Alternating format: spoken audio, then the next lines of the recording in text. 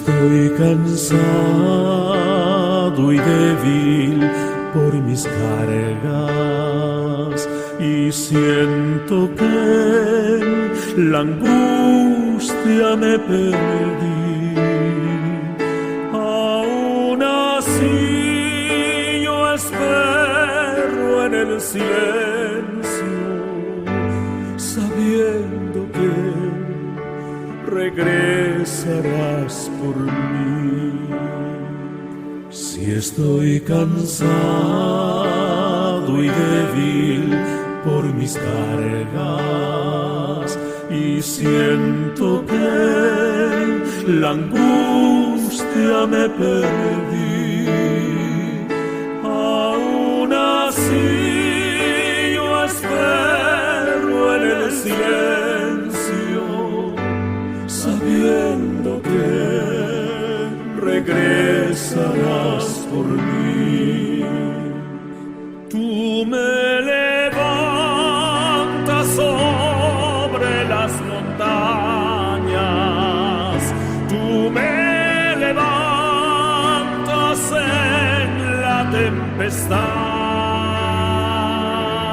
Fuerte soy si estoy sobre tus hombros, tú me levantas cada día más.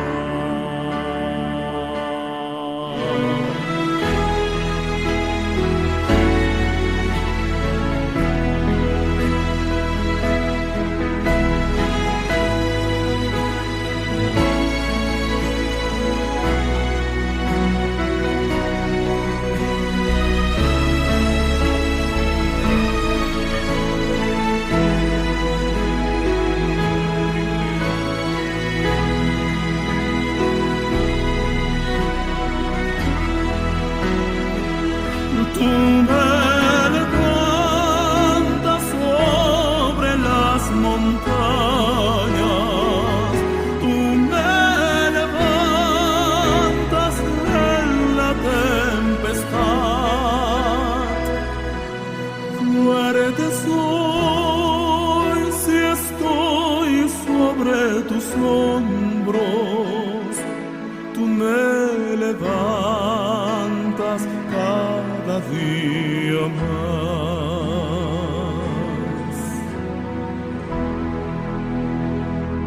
Tú me levantas sobre las montañas, tú me levantas en la tempestad. Fuerte soy si estoy sobre tus hombros, tú me levantas cada día más. Tú me levantas sobre las montañas, tú me levantas en la tempestad. Fuerte soy si estoy sobre tus hombros, tú me levantas cada día más.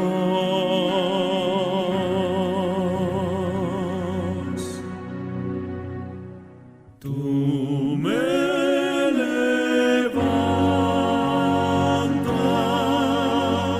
cada día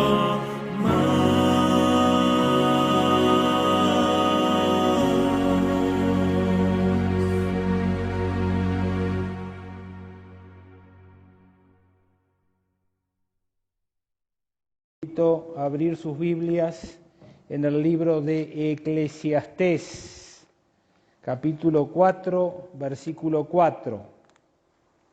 Dice el texto: he visto asimismo que todo trabajo y toda excelencia de obras despierta la envidia del hombre contra su prójimo. Cada uno de nosotros, seamos más o menos conscientes, tenemos algo o alguien que nos guía. Todos, no hay excepción. Y cuando hablamos de guiarnos, estamos hablando de aquello que me mueve. ¿Qué es lo que te mueve? ¿Qué es lo que te conduce? ¿Qué es lo que te empuja a hacer o no hacer determinadas cosas? Cualquier actividad que nosotros tenemos que desarrollar día a día, en el trabajo, en la casa, en el estudio, viviendo en sociedad, con los vecinos o con quien fuere, nos movilizamos porque tenemos una motivación. Y detrás de esas motivaciones está aquello que nos está guiando. A veces lo que nos empuja es un problema que nos agobia, que nos preocupa, o que sabemos que tiene que ser resuelto y entonces nos asesoramos, averiguamos, nos movemos, buscamos la solución. Otras veces lo que está guiando mi vida es el miedo. Sabemos que si bien la inseguridad ha disminuido, no ha desaparecido ni va a desaparecer aquí ni en ninguna parte del mundo. Entonces cuando usted va a cualquier ciudad, el guía le va a decir, tales barrios son peligrosos, no vaya. De alguna manera el temor a usted lo va a condicionar a dónde va a ir. Si usted va a ciudades como la de Río de Janeiro, le van a decir, no salga con joyas, no salga con dinero, no salga con la cámara fotográfica porque se la pueden robar. Entonces usted está condicionado por el temor y el temor de alguna manera está guiando su vida en qué hacer o en qué no hacer. Otras veces nosotros guiamos nuestra vida por las costumbres. Siempre se hizo así, entonces yo voy a hacer lo mismo para no desentonar. Cada uno puede hacer el inventario que quiera para decir cómo su vida es guiada. Usted puede ser guiada por las circunstancias, usted puede ser guiada por principios, usted puede ser guiado por sentimientos, pero al fin usted va a ser guiado por alguien o por algo. Dentro del elenco de las cosas que nos guían aparece, entre otras, la culpa. Algunas personas pasan su vida huyendo de sus errores. La palabra de Dios dice que si nosotros confesamos nuestros pecados a Dios, Él es fiel y justo para perdonarnos todos nuestros pecados. Sin embargo, hay personas que no se perdonan a sí mismos por sus errores o que no perdonan a otros por los agravios. Y de alguna manera entonces cuando usted carga culpas, usted termina siendo controlado por esos recuerdos que le recuerdan que usted es culposo. De alguna manera, su pasado controla su futuro. Y usted vive en función de aquellas cosas malas que hizo y que a pesar de que se arrepintió, una y otra vez vuelven a su memoria y lo hacen sentir mal. Nosotros somos resultado de nuestro pasado, pero no estamos llamados a ser prisioneros del pasado. En la escuela dominical muchas veces se enseñaba a los niños que era el pecado. Entonces se ponía una madera y por cada acto que era pecaminoso el niño iba y clavaba un clavo en la madera. Y luego se le explicaba que cuando uno se arrepiente de sus pecados, Dios perdona los pecados. Entonces sacamos todos los clavos de la madera, Dios lo ha perdonado. Pero a veces quedan secuelas, a veces quedan los agujeros en la madera de aquellas cosas que hicimos. A veces hemos tomado decisiones erróneas, cosas tan simples como fumar. La persona deja de fumar, abandona el vicio, pero a veces queda con enfermedades, consecuencia de una larga vida de fumar. O la persona puede tener problemas de otra índole, porque ha tomado mucho alcohol durante su vida y después de repente se le instala una enfermedad. Entonces, Dios le ha perdonado, él se ha arrepentido, pero físicamente todavía quedan consecuencias de algunos errores que ha cometido en la vida.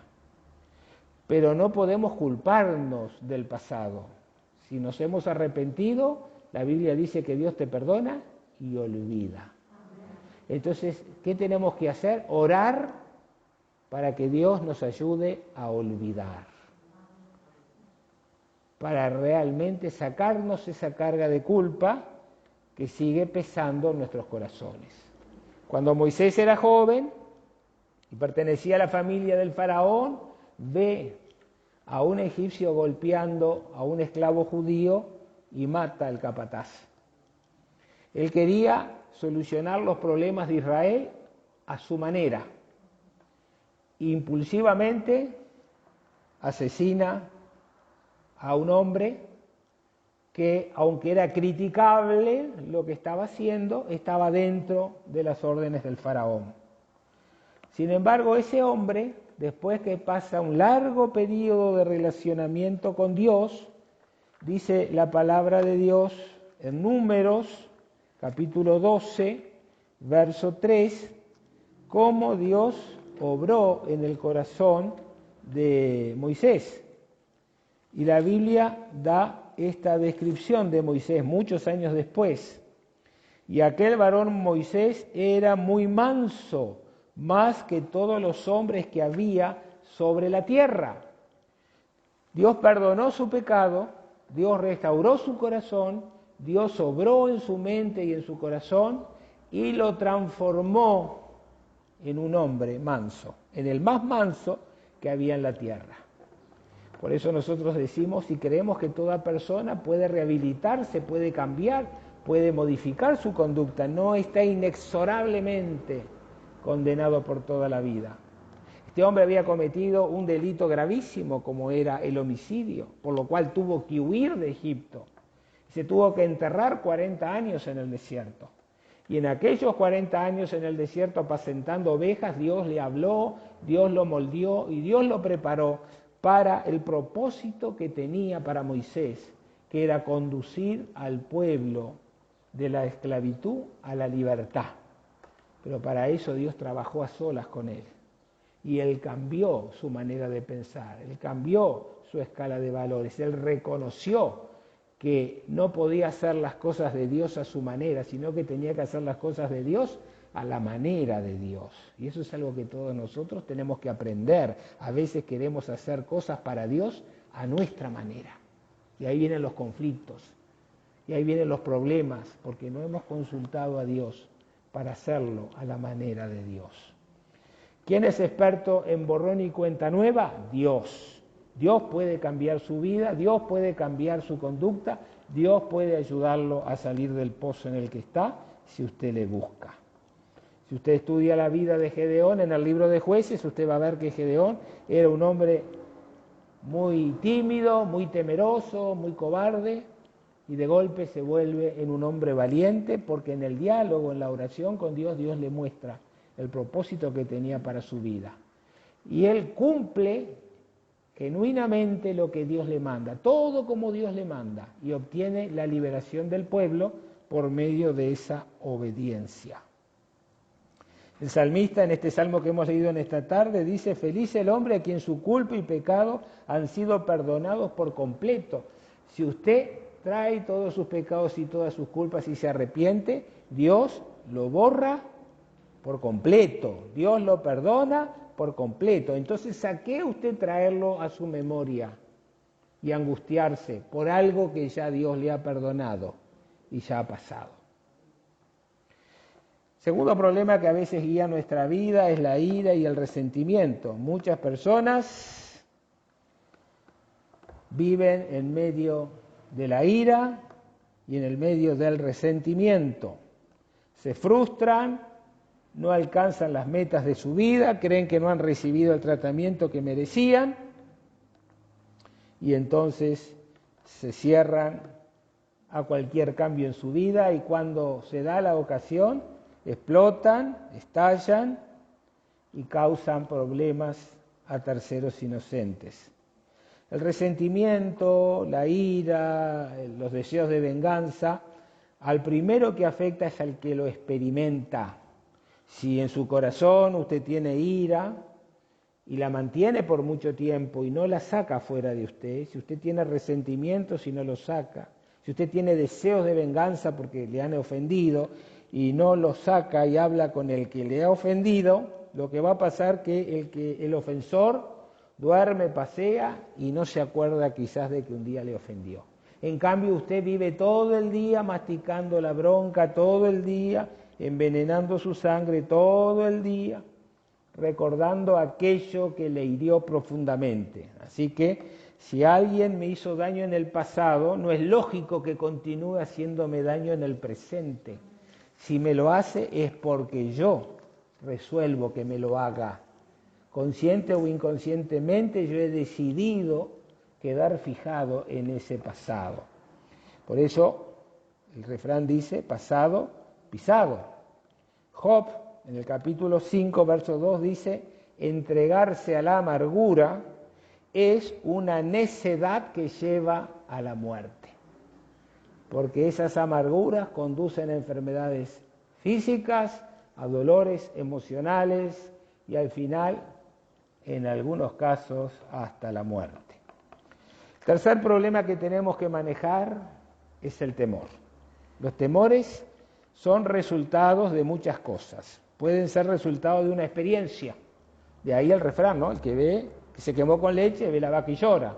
Una experiencia traumática, vemos cosas similares y nos volvemos a traumatizar. Muchas veces tenemos miedo por falsas expectativas. ¿Cuántas veces usted se hace la película de que le va a pasar esto, aquello y lo otro desfavorable y se amarga y sufre y después no le pasa nada? Pero usted ha quedado presa de sus miedos, de su imaginación, de lo que le ha pasado a otros.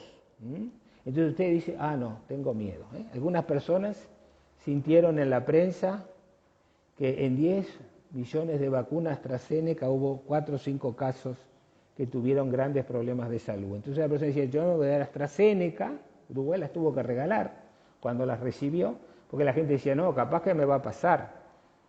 Pero si fueron 4, 5 o 10 en 10 millones, lo más seguro es que no te va a pasar. Pero por la duda, tengo miedo, y me quedo igual, en el peor de los casos, sin vacunarme, arriesgándome a traer una enfermedad y no a darme la vacuna. Entonces, ¿qué es eso?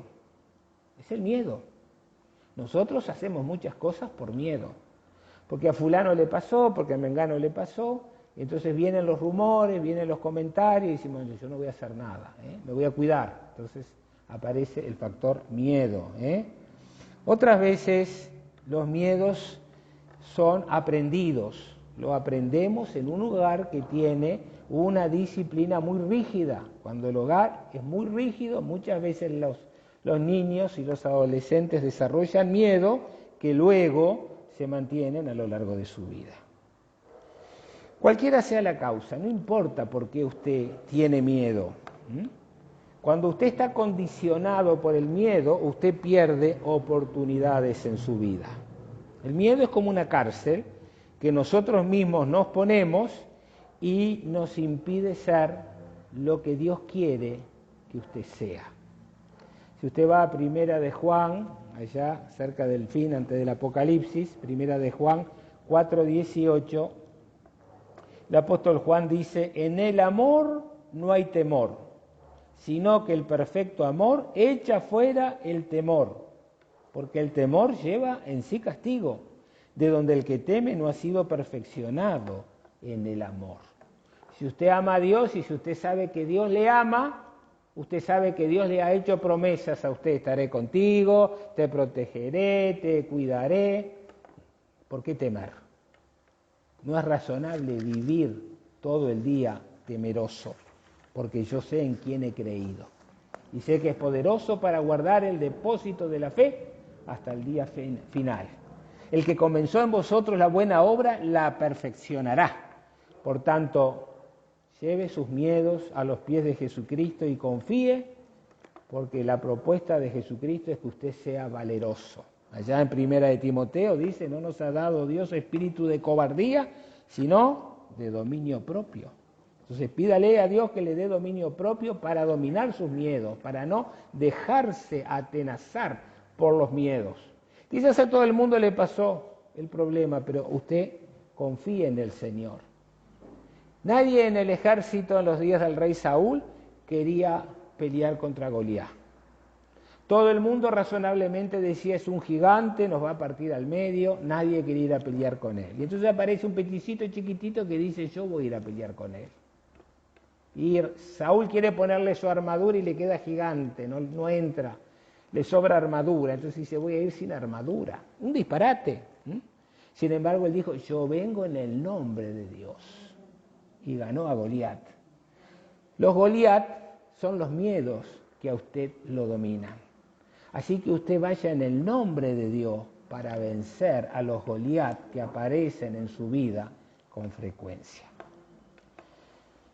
El cuarto tema que puede gobernar muchas vidas es el materialismo. El deseo de comprar, el deseo de tener, se vuelve la meta principal. El deseo de querer más se basa en la idea de que cuanto más tengo, más feliz voy a ser, más seguro me voy a sentir y además más importante voy a ser.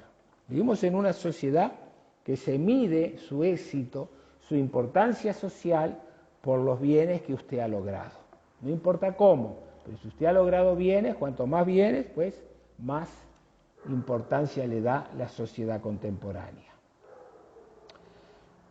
Tenemos varios errores con respecto a esta guía en la vida de las personas. En primer lugar, debemos considerar que las posesiones, que las riquezas nos proveen felicidad temporal. Por allá andaba un dicho que si usted quiere ser feliz un día, cómprese un vestido, si usted quiere ser feliz un año, cásese, si usted quiere ser feliz más años, cómprese una casa. Una manera de medir la felicidad que no es verdadera, pero así algunos la creen. La sociedad contemporánea nos está mirando a ver qué tenemos. Si usted no tiene mucho, dice, bueno, pero usted, no podemos esperar mucho de usted, porque ¿qué ha hecho usted con su vida? Que a la edad que tiene, apenas tiene 4 bienes locos. Pues usted no ha hecho nada por la vida, entonces no podemos confiar en usted. Ese es el pensamiento que nos guía muchas veces en este mundo. Sin embargo, Dios dice que las cosas más valiosas en la vida no somos los bienes que tenemos. Es un mito pensar en los bienes.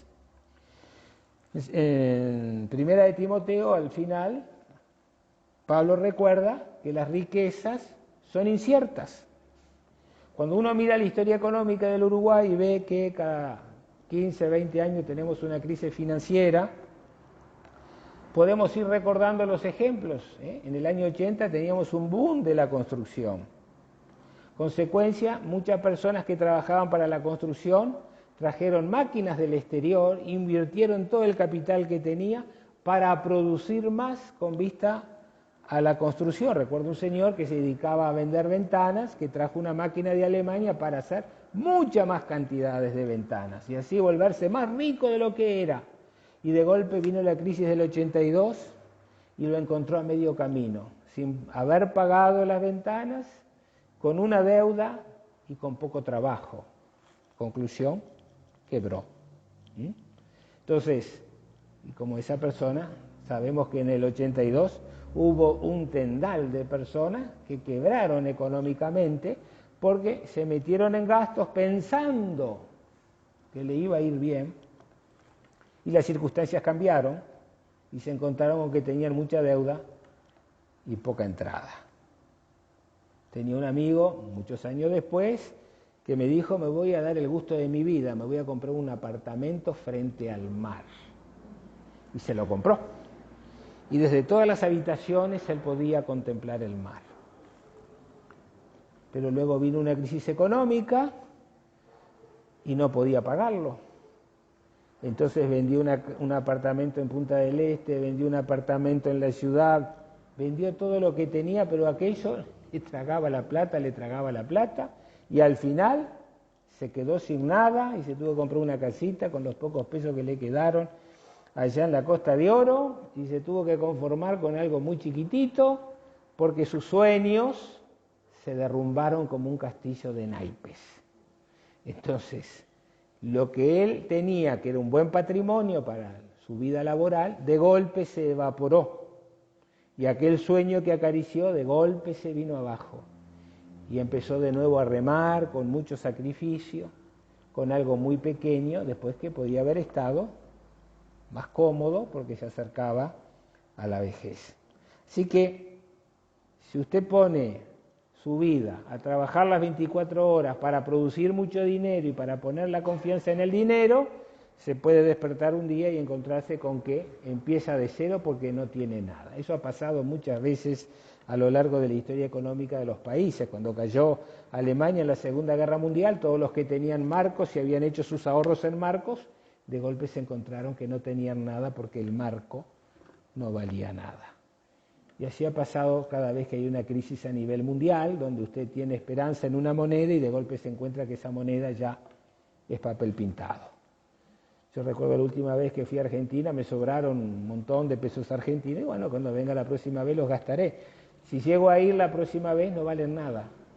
La devaluación ha sido tan grande que aquel dinero que eran algo así como 3, 4 mil pesos uruguayos, hoy no me dan ni 200 pesos si lo voy a cambiar. No vale nada. Y como era una sobra, no me voy a preocupar. Pero si yo hubiera puesto mucho dinero, de golpe habría perdido mucho dinero. Entonces vea usted cómo las cosas son inciertas en la vida y debemos ser cautelosos, debemos pedir consejo a Dios cuando hacemos una inversión, cuando nos vamos a meter en un gasto importante, porque la Biblia habla de cómo ganar el dinero, de cómo gastar el dinero, de cómo ahorrar el dinero. A lo largo de la Biblia tenemos muchos ejemplos de cómo ser buenos administradores del dinero que Dios nos da. Si leyéramos más la Biblia y pusiéramos más atención, tendríamos seguramente menos problemas de lo que muchas veces tenemos en nuestra vida. Un problema muy moderno en estos días es la necesidad de aceptación. Las personas quieren ser aceptadas y valoradas por los padres. No todos los padres valoran a sus hijos o le dicen cuánto los valoran y eso puede muchas veces afectar emocionalmente a los hijos. Lo mismo pasa con los cónyuges. El esposo, la esposa no se siente valorado, no le dicen que es alguien valioso, aunque lo conozca y lo considere valioso, y eso puede afectar sus expectativas. Con los profesores y los alumnos pasan lo mismo. A veces el profesor no reconoce, no le dice lo bien que ha avanzado, cómo se ha desarrollado como estudiante, lo que ha progresado, y eso muchas veces afecta al joven que se siente no valorado. Mucha gente vive preocupado por la valoración. Mucha gente vive preocupado por el que dirán los demás. Mucha gente trata de agradar a todo el mundo y en ese tratar de agradar a todo el mundo se produce el fracaso. El Señor Jesucristo nos puso en guardia. Allí en Mateo 6:24 nos dice, no pueden servir a dos señores. O servimos a Dios o servimos a estas expectativas que tiene la gente sobre nosotros o nosotros sobre la gente. Lo más importante en la vida es lo que le damos poca importancia. Lo más importante en la vida es conocer los propósitos de Dios para nuestra vida. Dios tiene un propósito para cada uno de nosotros. El propósito que Dios tiene para mí puede que no sea el que Dios tiene para usted y seguramente no va a ser el que Dios tiene para usted. Y el que Dios tiene para usted no va a ser para mí. Dios tiene un trato personalizado con cada uno de nosotros. Y nosotros tenemos que consultar a Dios cuál es el propósito de nuestra vida, para qué nos puso en este lugar y qué quiere Dios que hagamos. Y entonces tenemos que ir en la dirección que Dios quiere. Cuando vamos a contramano es cuando se producen los problemas en nuestra vida.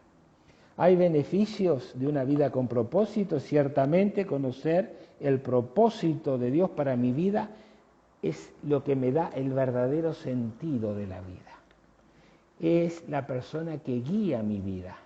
Y sé que me va a guiar con buenos propósitos y me va a conducir a lugares seguros donde no va a haber dolores de cabeza. Y cuando yo sé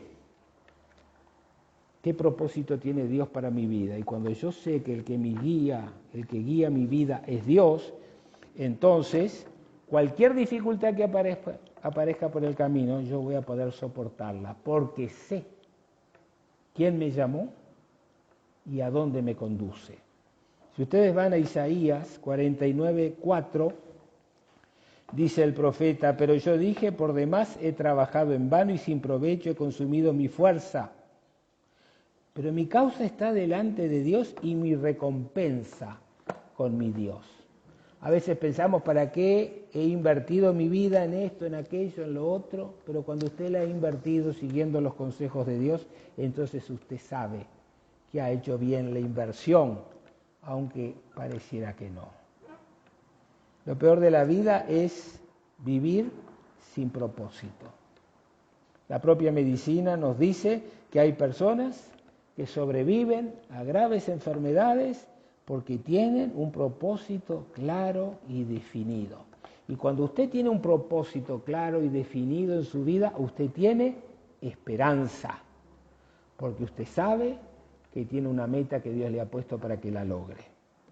En Jeremías 29:11, el profeta dice lo siguiente: porque yo sé los pensamientos que tengo acerca de vosotros, dice Dios, pensamiento de paz y no de mal, para daros el fin que esperáis.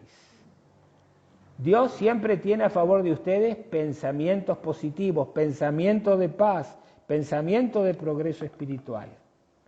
Y si usted le sigue con fidelidad, usted va a confirmar esta experiencia en su vida. La calidad de vida mejora cuando nosotros empezamos a alinearnos y a cumplir con el propósito de Dios. Allá en Efesios 3:20 dice el profeta: y aquel, refiriéndose a Dios, que es poderoso para hacer todas las cosas, mucho más abundantemente de lo que pedimos o entendemos, según el poder que actúa en nosotros. Dios va a hacer cosas grandes en su vida si usted realmente acepta el propósito que Dios tiene para su vida. Si usted conoce el propósito para su vida, usted va a entender y va a poder evaluar las cosas que son esenciales de las cosas que no lo son. Cuando usted no tiene un propósito definido, usted no tiene un fundamento en qué basar su vida. No tiene un fundamento en qué basar sus decisiones. Me dijo Pedro, me dijo Juan, a mí me parece, me gustaría, y ahí vienen los dolores de cabeza. Porque no es lo que me dice Juan, ni Pedro, ni lo que me gusta, ni lo que me parece, sino qué quiere Dios de mí. Y si yo no tengo claro qué quiere Dios de mí, no puedo tomar decisiones claras. No puedo usar bien el tiempo, porque muchas veces malgastamos el tiempo. ¿Usted sabe en lo que gasta el tiempo?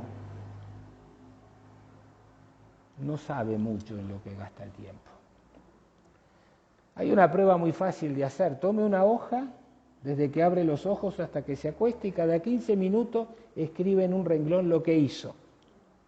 Tomé mate, hablé por teléfono, fui a comprar las papas. Ponga y hágalo por una semana. Y entonces usted va a ver en qué gastó las 24 horas del día durante una semana. Y se va a llevar una sorpresa. Porque va a encontrar que hay muchas actividades que no debió realizar y que le robaron el tiempo, que le comieron el tiempo.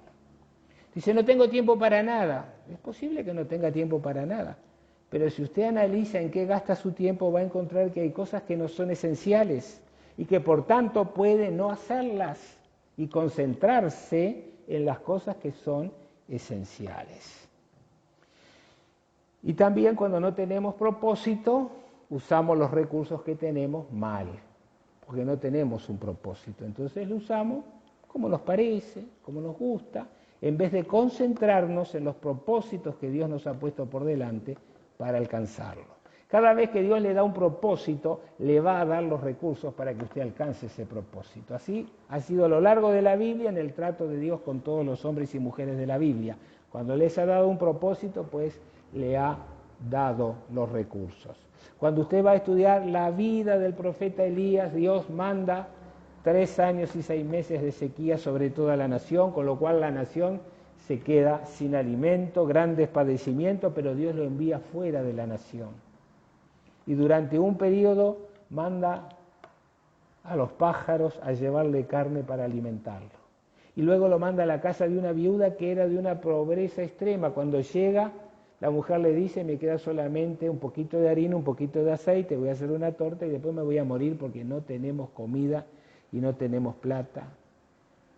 Y Dios lo guía al profeta Elías a decirle, primero hágame una torta a mí y después usted va a tener para comer.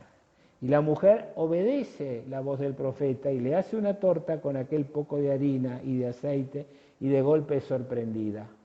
Nunca le falta la harina y nunca le falta el aceite durante ese largo periodo porque Dios se la provee milagrosamente. Dios hace milagros también cuando usted cumple el propósito que Dios tiene para su vida.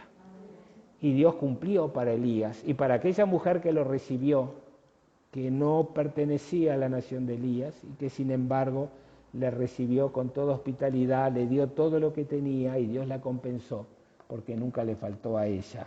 Y aquel panorama que parecía negro porque no iba a poder sobrevivir, porque no tenía alimento, se transformó en alegría porque ella y su hijo pudieron sobrevivir a las penurias de aquel tiempo. Entonces, ¿en qué basa usted sus decisiones? ¿Usted basa sus decisiones en las circunstancias? Cuando son buenas, cuando son malas. ¿Usted toma decisiones en base a sus estados anímicos? Hoy estoy contento, hoy estoy triste, estoy deprimido, estoy amargado. No se pueden tomar decisiones por los estados emocionales. No se puede tomar decisiones por las presiones. Me presionó, me obligó. Bueno, nadie le obliga a nada. Y si alguien le quiere obligar, juzgados hay para hacer la denuncia. No podemos dejarnos presionar para hacer algo que sabemos que no está conforme a la voluntad de Dios. No es posible hacer todo lo que todo el mundo quiere. Usted no puede contentar a todo el mundo. Ni todo el mundo lo va a querer a usted porque usted no es monedita de oro. Así que usted va a tomar decisiones que alegrarán a unos y enojarán a otros. Pero si usted está haciendo lo que Dios le manda, no pierda el sueño por los que se enojan ni por los que se alegren. Usted ponga su interés en decir cuál es el propósito de Dios y Señor, dame el poder para cumplir ese propósito. ¿Y qué va a hacer Dios? Pues le va a dar todos los recursos para que usted cumpla ese propósito. Conocer el propósito de Dios nos ayuda a ser más selectivos. Cuando no tenemos propósito, vamos en cualquier dirección. Somos un barco llevados por cualquier viento y entonces terminaremos en cualquier lugar, porque no hemos descubierto el propósito de Dios. Esperamos que el cambio que venga de algún lado pueda resolver mi confusión, mi vacío, mi ignorancia o mis incapacidades. Efesios 5:17, el apóstol Pablo dice, por tanto no seáis insensatos, sino entendidos de cuál sea la voluntad del Señor. ¿Usted sabe cuál es la voluntad del Señor para su vida? Si no la sabe, póngase de rodillas y dígale, Señor, muéstrame tu voluntad para mi vida. Porque si usted no hace eso, usted está comparado con un insensato. Y los insensatos cometen insensateces. Y eso trae tristeza, depresión y amargura a su vida. Así que si usted quiere ver días felices, pues busque el propósito de Dios para su vida. Y cuando nosotros nos toca rendir cuenta, que vamos a tener que rendir cuenta todos ante el tribunal de Cristo, pues que podamos decir, Señor, busqué, y como dice Jesucristo, el que busca encuentra, y encontré el propósito, abracé ese propósito que tú me das para mi vida, y trabajé en pos de ese propósito. Y entonces Dios le dirá, ven, buen siervo y fiel. Sobre poco has sido fiel, sobre mucho te pondré. Amén. Dios le bendiga, le guarde. Nos vemos el próximo domingo a las 18.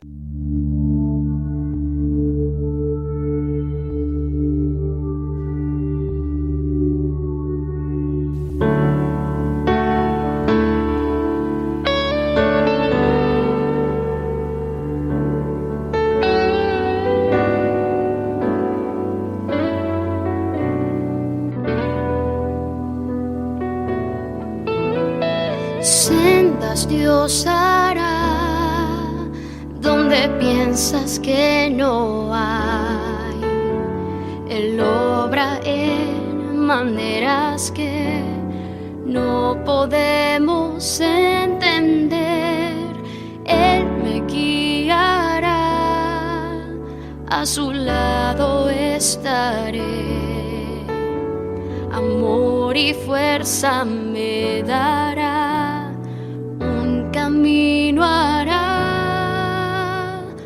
donde no lo hay. Sendas Dios hará donde piensas que no hay. Él obra en maneras que no podemos entender. Él me guiará, a su lado estaré. Amor y fuerza me dará, un camino hará donde no lo hay. Por camino de la soledad me guiará, y agua en el desierto encontraré. La tierra pasará, su palabra eterna es. Él hará algo nuevo hoy.